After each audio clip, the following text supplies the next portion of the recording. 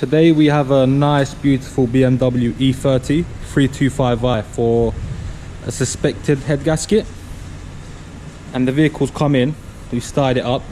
On start up it runs on a bit of a misfire, and removing the dipstick, checking the oil, you can see that it's a little bit creamy in there.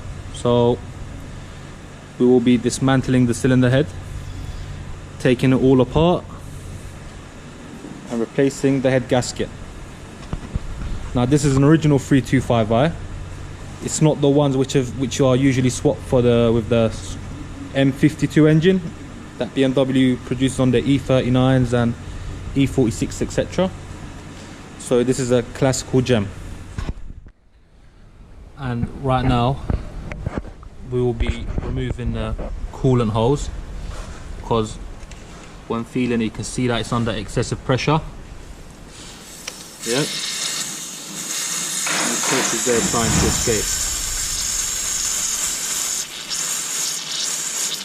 So the exhaust gases are entering the coolant system, causing excessive pressure.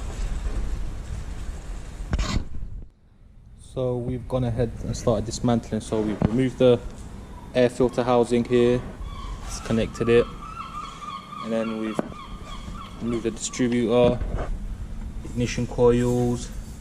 Now we're going to remove the viscous fan and remove the inner part of the distributor.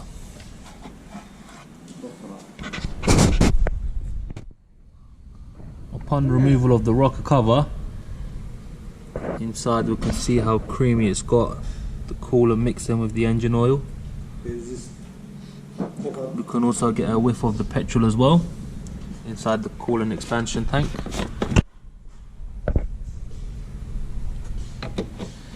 So yeah, we're just gonna go ahead, start removing the intake side, exhaust side, and take it from there.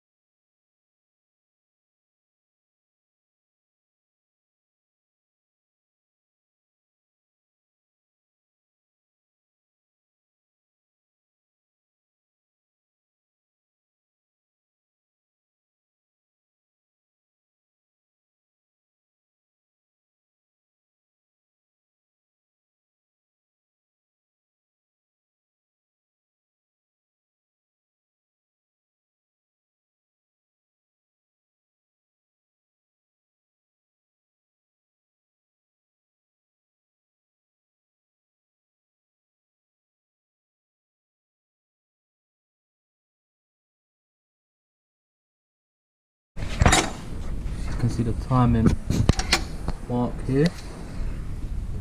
There's a little white arrow pointing towards the line here.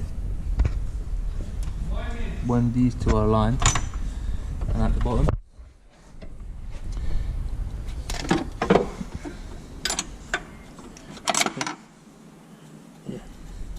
here, if you got the line on the crankshaft pulley lining up of this, then we are sure that the engine is at top dead center. Okay, we've gone ahead and dismantled it more. Remove the wiring loom, the oil pressure, the loom that goes towards the oil pressure switch, thermostat, injector wires.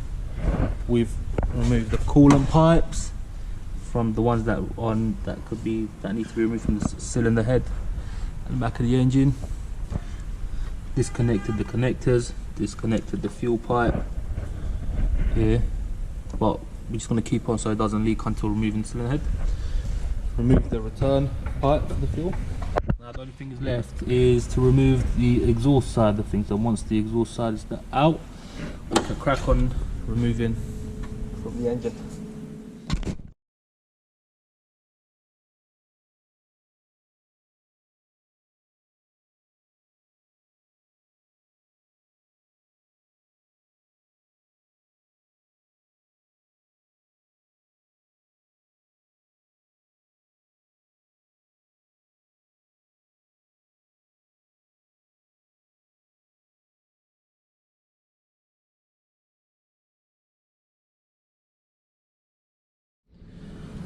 We have removed all the head bolts, as you can see.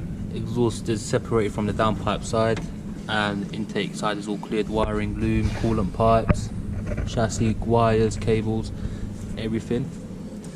Now we should be ready to remove the cylinder head.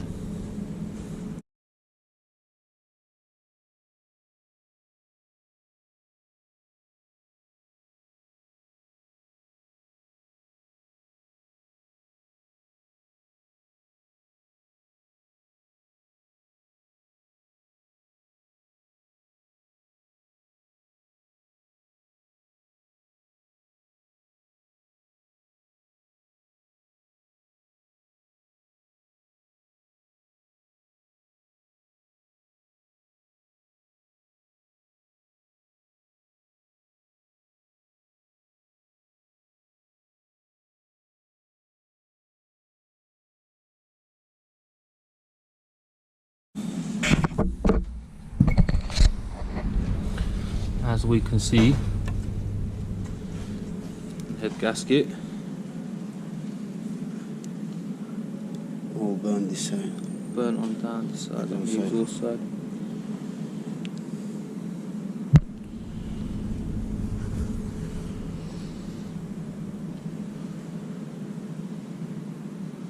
So working with the water.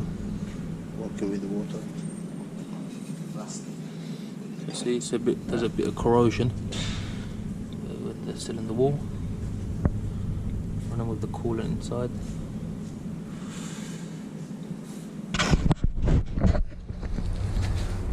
We've removed the cylinder head, separated the intake manifold side of it, and as you can see from the exhaust manifold, a lot of bolts are missing, broken. This will be due to age and heat, of course, but we will be rethreading all these bolts and making sure we fit new ones when installing it. As you can see, the cylinder head is pretty burnt.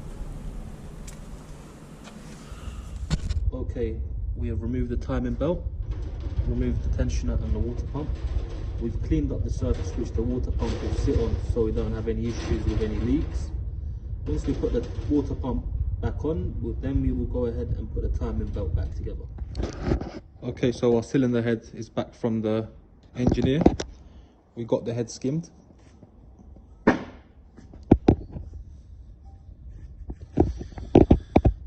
As you can see, it is nice and shiny now.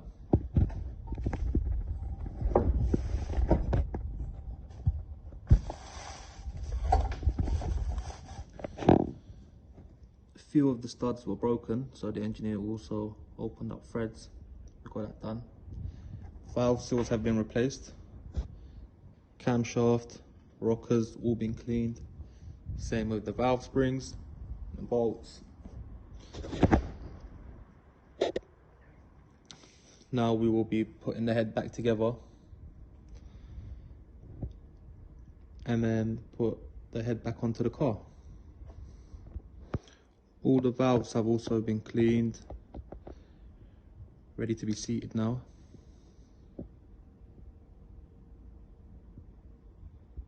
As you can see, these are the larger ones, which are for the inlet, and the smaller ones are for the exhaust side. We've seated all the valves, put the springs and the retainers into its place, changed the camshaft oil seal. It's also got an O-ring behind this, replaced that.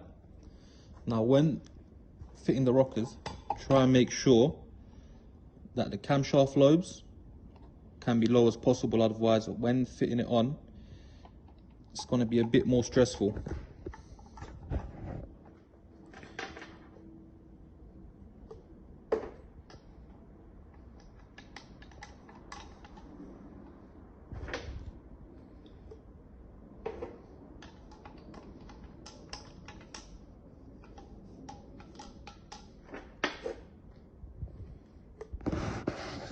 Now as you can see, as the camshaft lobe is facing upwards, it's going to be a bit more difficult fitting on the rocker. So we're going to turn the camshaft around to make sure that it's easier for us to put the rocker on.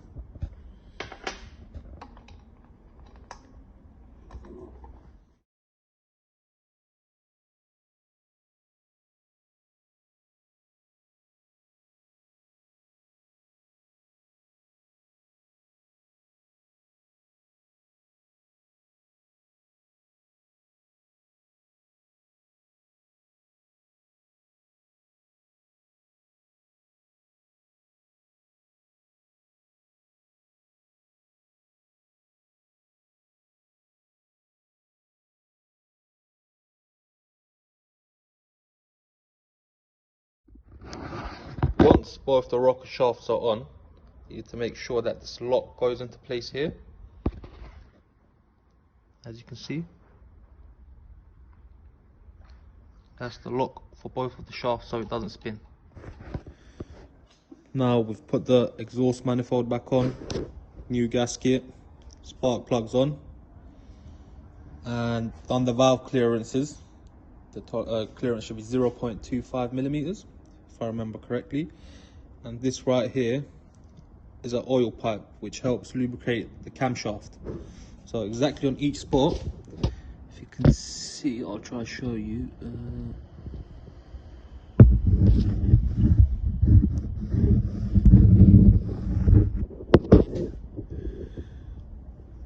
Where this groove is here, that's where it will lubricate the camshaft from.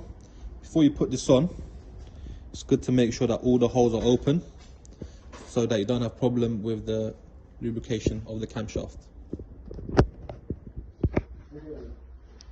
So we have sandblasted the bits that we have here: rocker cover, water pump pulley, timing belt cover, intake manifold. As a goodwill for our customer, we will be spray painting these to make sure that the vehicle, once it's done, has a nice and fresh look.